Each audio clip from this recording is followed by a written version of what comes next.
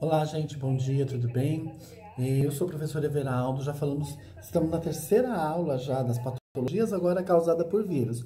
Já falamos de bactéria, introdução, e agora iremos falar aí um pouquinho das aulas da patologia causada por vírus.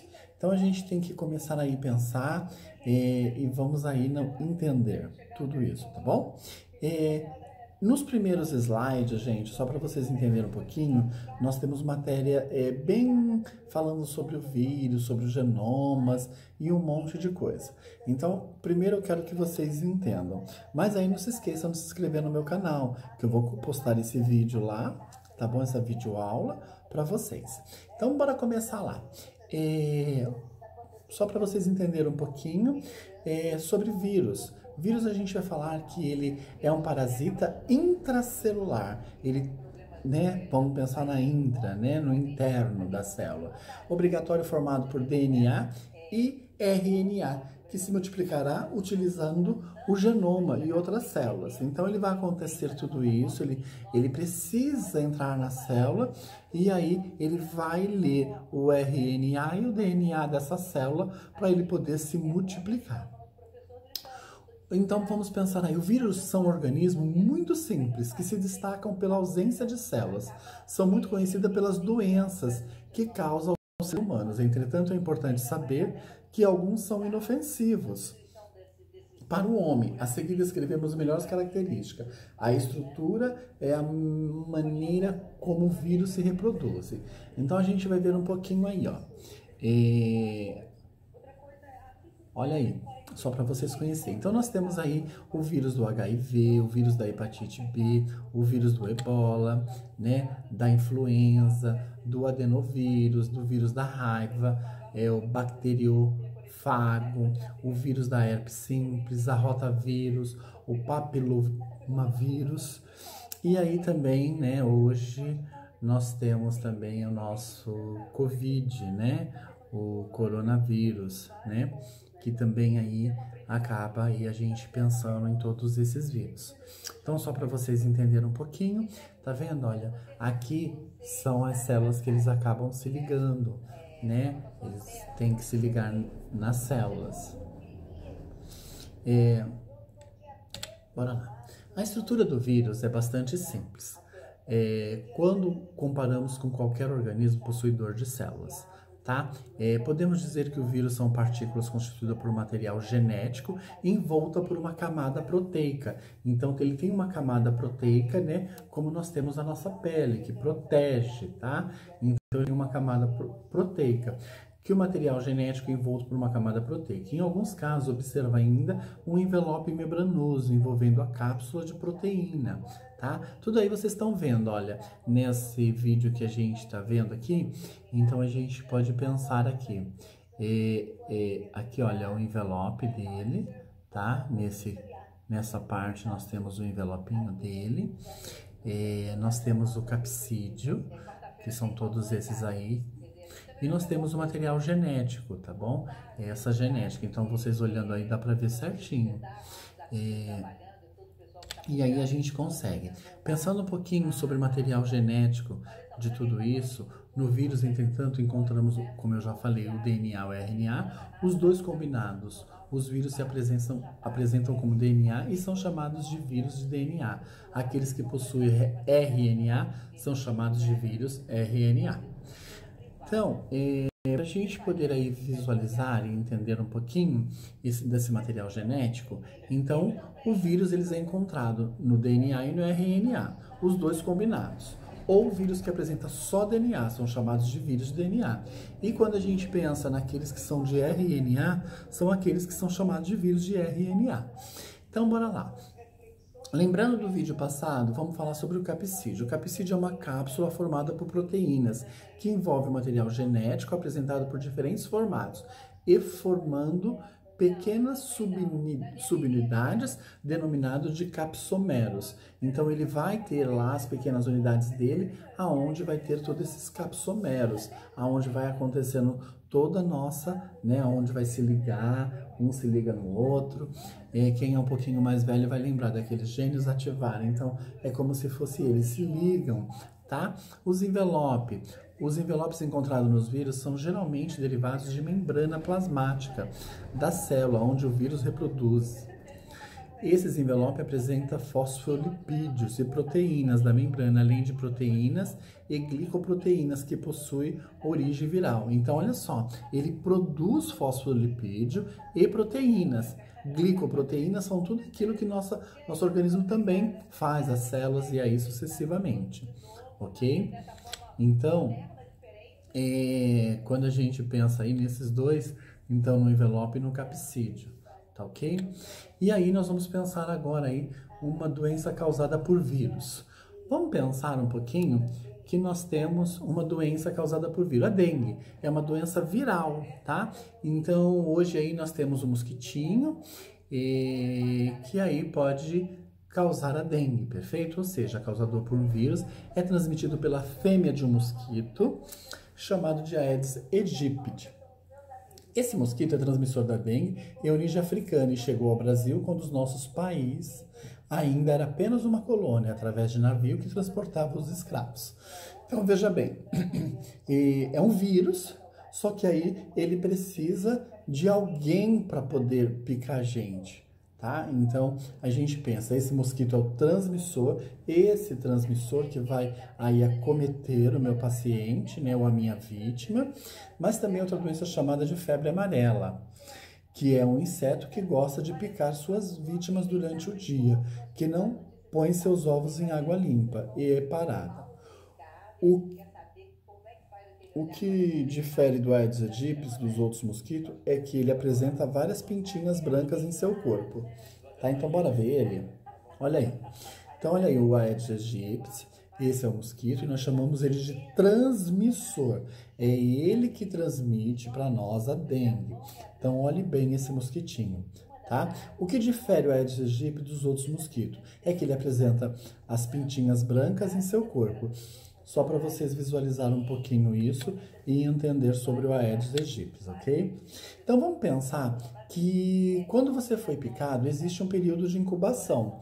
Qual são esse período de incubação? De 3 a 15 dias, em média de 5 a 7. Então você tem um período de incubação aí que pode te acometer de 3 a 15 dias, em média de 5 a 7. Então, vai acometer, vocês vai ter aí o que eu vou mostrar já já sobre sinais e sintomas. Então a gente vai falar aí sobre a suscetibilidade, a imunidade é permanente para o mesmo sorotipo, ou seja, se o indivíduo é infectado pelo sorotipo 1, desenvolve a resistência ao mesmo, mas se for infectado pelos demais sorotipos, pode adquirir dengue hemorrágica. Então, tá, eu fui infectado, né, pelo mosquito da dengue, então era um tipo 1. Aí vem de um outro, vai ser tipo 2, eu posso aí evoluir para uma dengue hemorrágica, tá? Quando a gente pensa aí sobre sinais e sintomas, nós vamos pensar dor nas articulações, né, e no músculo. Então a gente tem dor nas articulações e no músculo, manchas avermelhadas pela pele, dor de cabeça, náuseas e vômitos, cansaço e falta de apetite e febre alta. Então aí é da onde a gente acaba vendo. Então a gente tem que saber sobre os sinais e sintomas de algumas doenças, quais são essas doenças clássicas, o que está acontecendo, o porquê que acontece tudo isso. E assim, só para vocês terem, se eu pedir para vocês lá na atividade sobre sinais e sintomas, vocês têm como responder, tá? Que estão aí tudo que eu falei no outro anterior, tá bom? E aí, os sintomas da dengue hemorrágica, ela apresenta de início o mesmo sintoma da dengue clássica, mas evolui para um quadro hemorrágico. Então, ela vai ter epistaxe, tá? Ela vai ter epistaxe, que é sangramento pelo nariz, gengivorragias, né? Sangramento na gengiva, hemorragia gastrointestinais, né? Pode ter vômito, fezes e aí sucessivamente, hemorragia intracranianas que a gente acaba não vendo e evoluindo aí até para um choque. Então, tudo isso pode acometer este meu paciente num contexto geral, tá? E eu tenho que poder aí ver o que é uma. Então, se a gente pensar lá na sorotipo, vamos pensar na sorotipo, eu não fui infectado, eu não tenho hemorragias, eu não tenho epistaxe, gengivorragias, choques e um monte de coisa. Eu tenho um sintoma mais básico, né? Mais básico, mas de alta complexidade, tá? Quando a gente acaba vendo. Qual o tratamento que a gente tem que pensar aí? O tratamento tem que ser hidratação oral, suco, chá, soros caseiros, água, dá bastante água para esse paciente, ajuda bastante. O que nós temos que lembrar, quando eu falo de suco, não é suco que vocês compram no mercado, é suco natural. Suco natural seria a melhor coisa para hidratar, né? Nos casos de dengue hemorrágica, coletar exames sorológicos, hemograma e iniciar a hidratação oral ou endovenosa. Eu preciso aumentar o volume, tá? Também existe internação nos casos de maior complexidade. Quais são os casos de maior complexidade? Tem algumas dengue, tipo sorotipo 1, tem algumas coisas, trato os sinais e sintomas, melhorou, mando embora. Só que nós temos o problema da hemorragia, que eu tenho que maior período de internação, né? E o que eu não posso fazer é usar aspirina ou salicídios, porque pode causar hemorragia. E aí a gente pensa que está com uma dengue e é outra porque tomou medicamento, ok? Bora pensar em prevenção. Isso é tão importante quando a gente fala de prevenção, gente, porque eu posso fazer, quando eu trabalho em saúde pública, eu posso muito bem fazer aí uma educação, né? Uma educação em saúde, orientar a população. Como que eu posso fazer? Então, medidas para evitar a proliferação do mosquito, ou seja, destruir o seu criadouro. Isso é muito importante. Eu destruir esse criadouro, né? Ver lá garrafas na rua, em terreno baldio, limpar meu terreno cheio de mato, ver se tem algum potinho, alguma coisa com água dentro, porque querendo ou não, ali é um criadouro, né? Quando a gente pensa que é uma doença de notificação, né, compulsória, eu tenho que falar os casos suspeitos, eu tenho que mandar para frente esse caso suspeito quando eu trabalho em saúde pública. Tá? A melhoria das condições ambientais, saneamento básico é muito importante, né? Aquelas piscinas abertas que não estão sendo usadas, fechar o uso de repelente e aí sucessivamente, tá bom? Isso é muito importante quando a gente pensa. E aí nós vamos para um coleguinha dele, o Zika vírus. Perfeito? Zika vírus é uma doença viral aguda. Foi identificada pela primeira vez em 20 de abril de 1947 na floresta Zika. Por isso que veio o nome de Zika, né? Localizado na Uganda, na África, em um macaco do gênero Rhesus. Agente causador é um arbovírus do gênero Flavirus, pertencente à família da Flaviridae. Transmissão: a picada do mosquito Aedes aegypti ou Aedes poliecinesis, infectado com o vírus. Então, esse do Zika vírus infecta e aí vai infectar a gente, tá? E aí, seu período de incubação é de 3 a 12 dias. A picada do mosquito, os sintomas pode durar até 7 dias. Aí nós vamos, quais os sintomas? A altralgia, edema de extremidades, então vou ter inchaço de extremidade, febre moderada, que varia de 37,8 graus Celsius a 38, erupções, tá?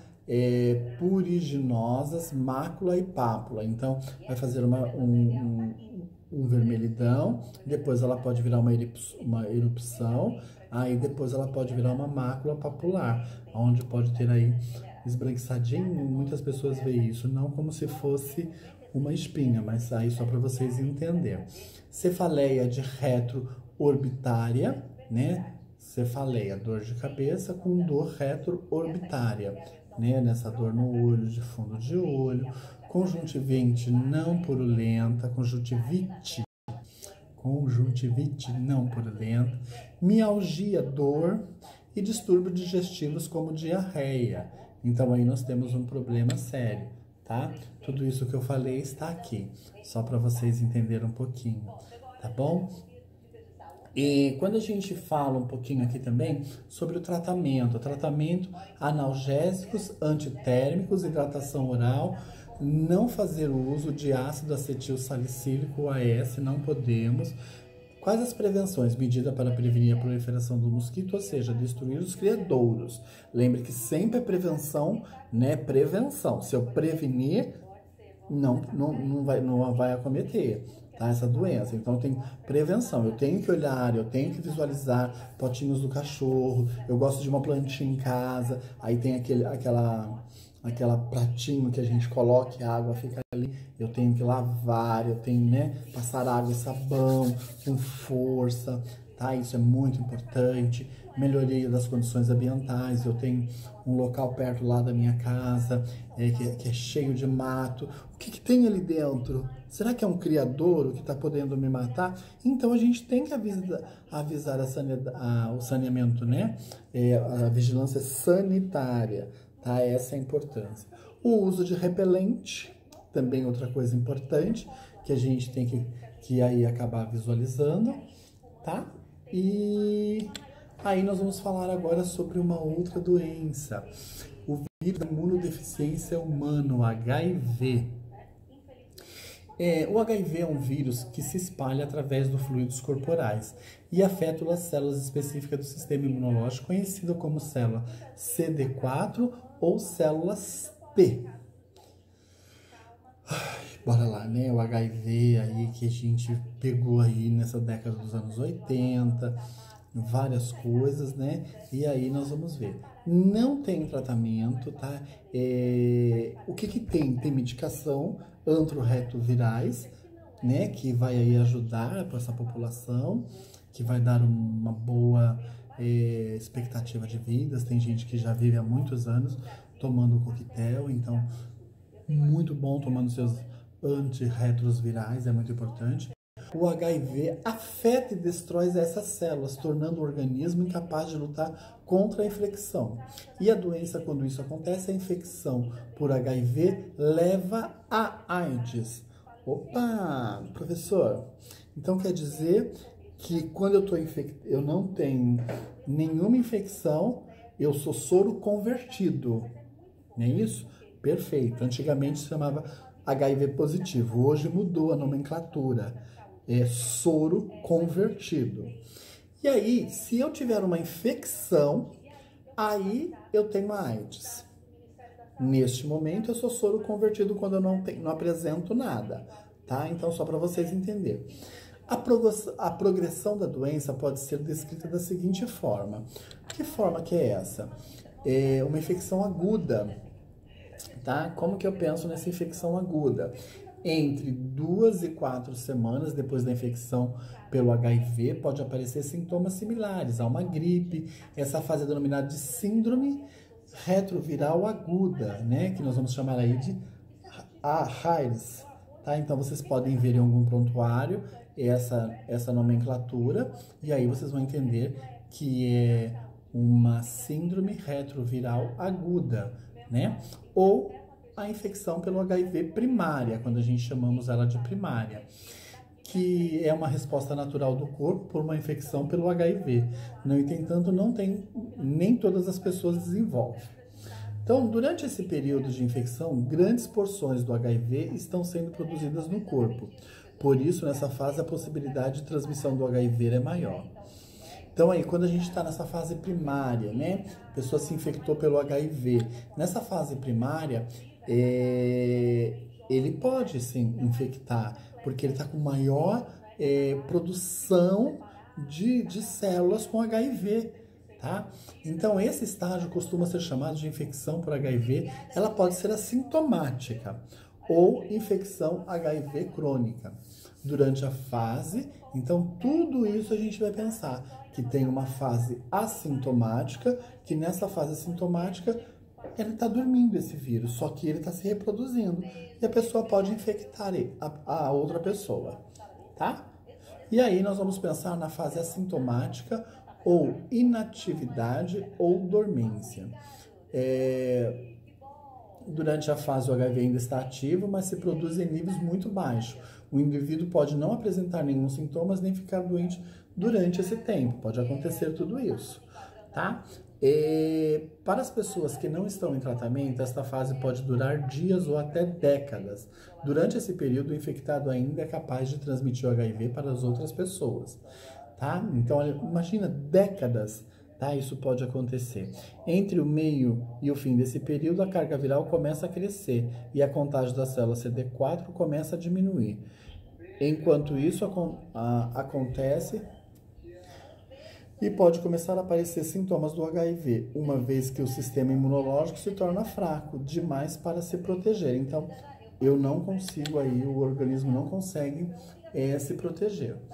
Então, quando a gente pensa um pouquinho aí dessa síndrome da imunodeficiência adquirida AIDS, esta é a fase de infecção quando o sistema imunológico está seriamente danificado e o corpo se torna vulnerável a qualquer tipo de infecção, a câncer relacionado à infecção, quando o número de suas células CD4 cai abaixo de 200 células por mililitro cúbico de sangue, 200 células por mililitro, tá aqui, né, para vocês visualizar, é considerado que o paciente progrediu para o HIV, para a AIDS. A contagem normal de células CD4 fica entre 500 e 1.600. O diagnóstico da AIDS também pode ser feito pelo paciente desenvolver uma ou mais chamadas doenças oportunistas.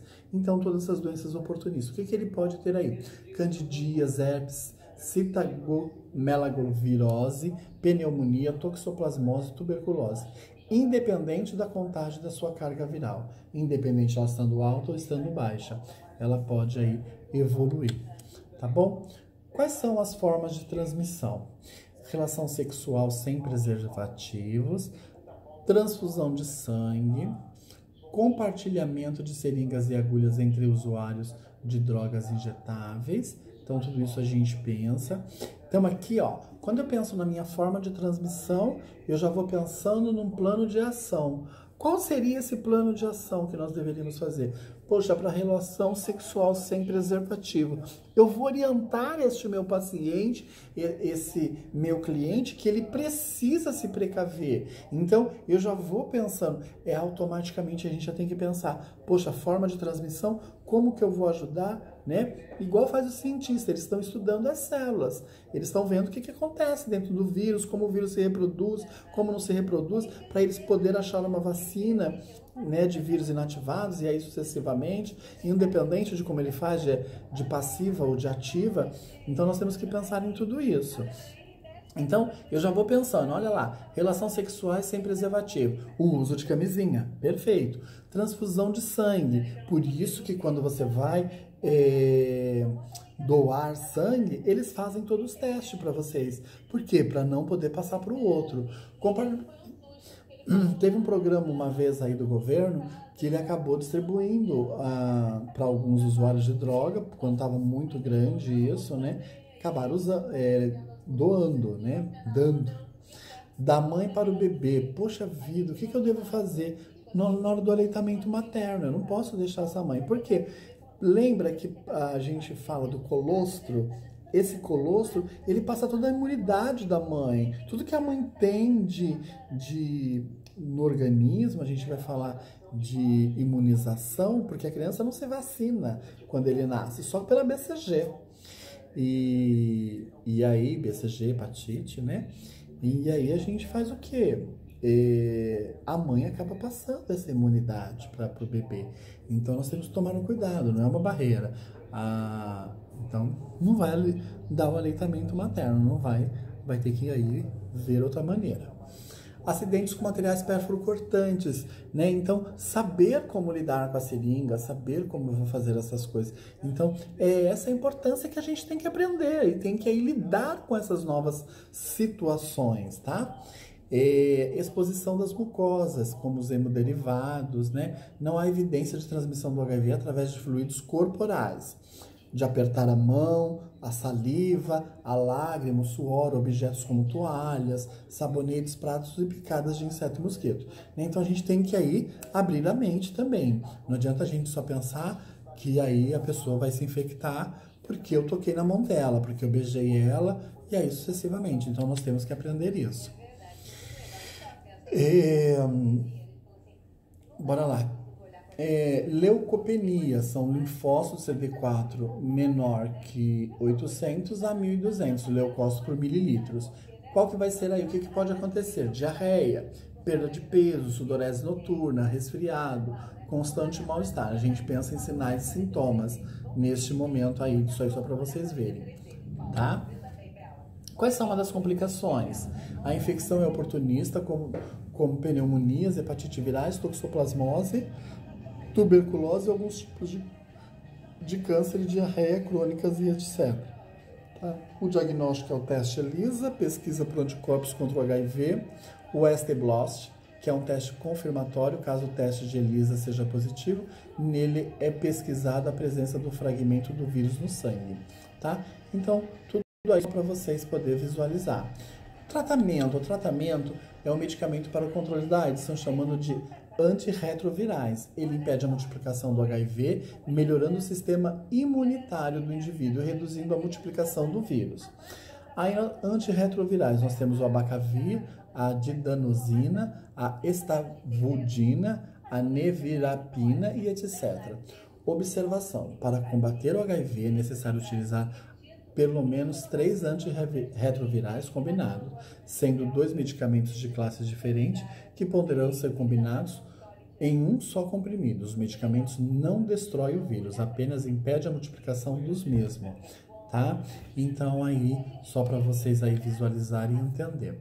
Quando a gente pensa de prevenção, nós estamos falando do uso de preservativos, do uso de EPIs, o não compartilhar materiais perfocortantes, gestante dos exames do pré-natal. Então, geralmente toda gestante, nós pedimos aí para fazer, né, o exame de HIV. Aí vocês vão ver em saúde da mulher, ou, né, que é para vocês entenderem essa importância. Triagem dos doadores de hemoderivados, né, diagnóstico precoce, educação em saúde. Tudo aquilo que eu falei no comecinho, ok? Então, só pra gente poder. E aí, nós vamos entrar pro outro mundo do universo aí de hepatite virais. Opa, não é bacteriana, não, é viral. Perfeito? As hepatites virais são doenças infecciosas causadas pelos vírus que afetam o fígado.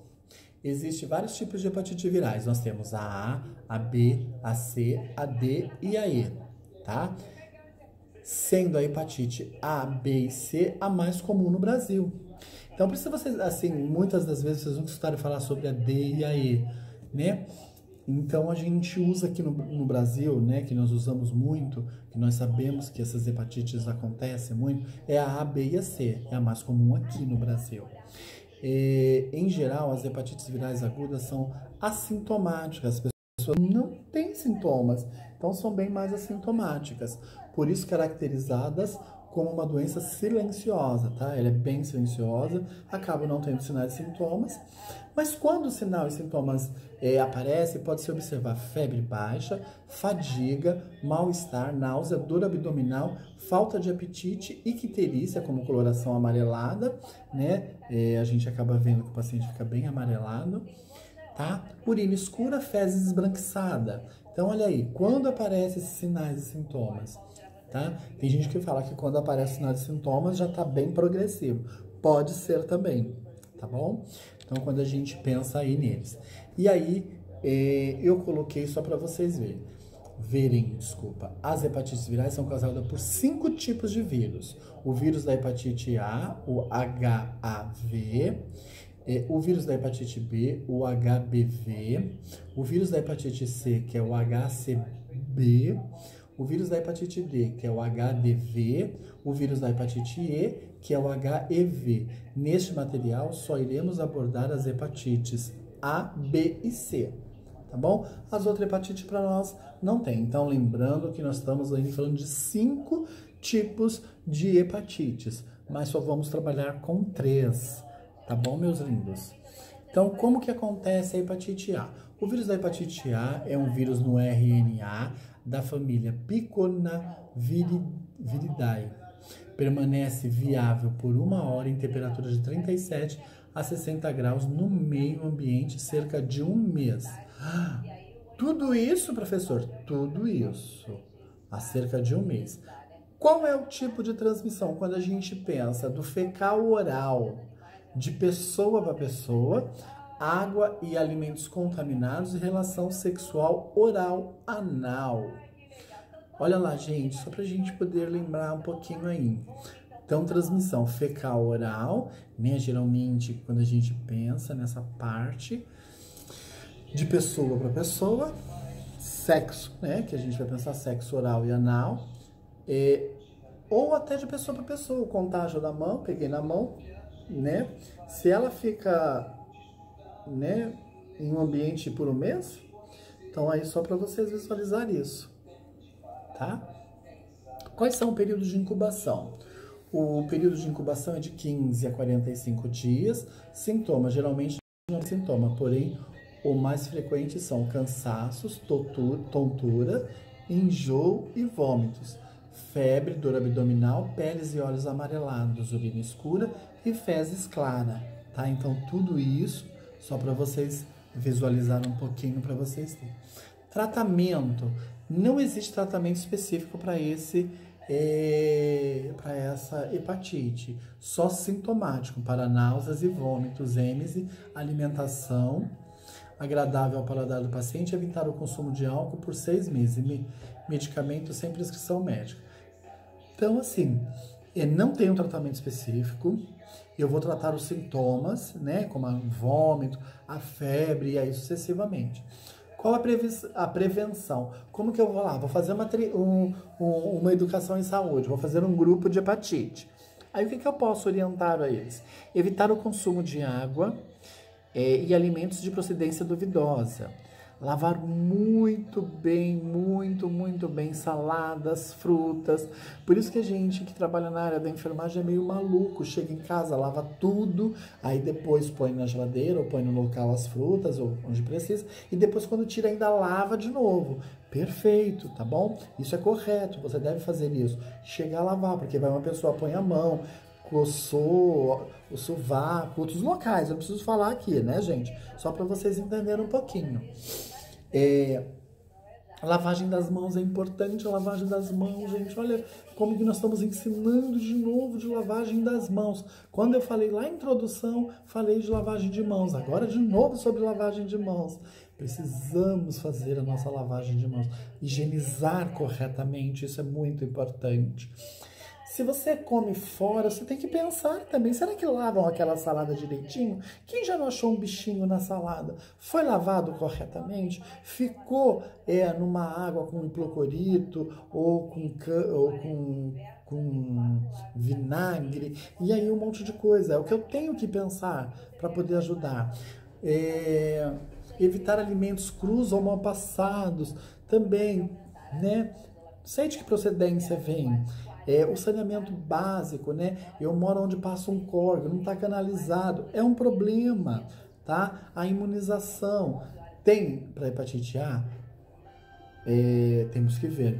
O uso de EPIs para profissionais da saúde, isso é muito importante. Então, quando eu penso em tudo isso, eu penso que eu tenho que fazer para acontecer tudo isso. Então, eu tenho que educar mesmo a nossa população.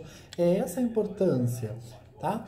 Agora, bora lá, pela hepatite B. É causado pelo vírus da hepatite B, HBV. É um vírus formado por DNA, pertence à família de Hepadenaviridae.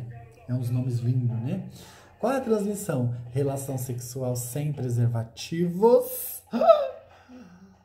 Meu Deus, eu não sabia disso, professor. Que a hepatite B é pela relação sexual. Sim. A transmissão é pela relação sexual, sem preservativo. Então, pensando, sangue. Opa! Temos que tomar cuidado, tá? Então, veja como a gente está bombardeando vocês de novas coisas.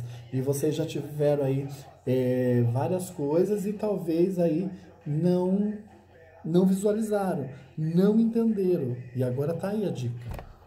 Tá aí o que a gente está passando para vocês. Compartilhamento de objetos pessoais, como copos e talheres e toalhas. Gente, aqui é quando o paciente está com hepatite. Então, neste momento, a gente vai separar, tá bom? Transfusão de hemoderivados.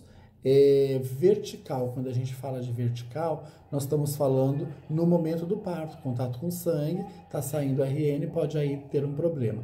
E o aleitamento materno, mãe infectada, tá? Então, olha aí, mais coisas que a gente tá aí aprendendo, tá bom, meus amores? Qual o período de incubação? Opa, é para você. Qual o período de incubação? Bora lá ver. Este período de incubação é de 30 a 180 dias. A maioria dos casos da hepatite B não apresenta sintomas, porém o mais frequente são cansaços, tontura, enjoo ou vômitos, febre, dor abdominal, peles e olhos amarelados, urina escura e fezes claras. Quase todos são iguais.